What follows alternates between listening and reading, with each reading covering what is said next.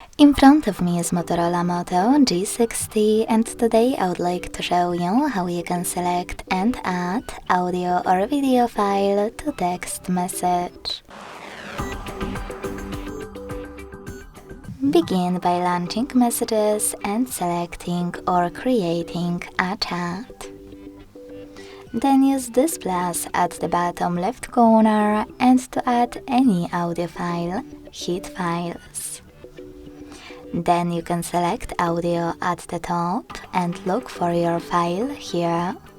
Access one of those apps or look for it in one of the available sources by clicking on those three lines at the top left corner. Either way, after finding your file, hold it and tap on Select at the top right corner to attach it.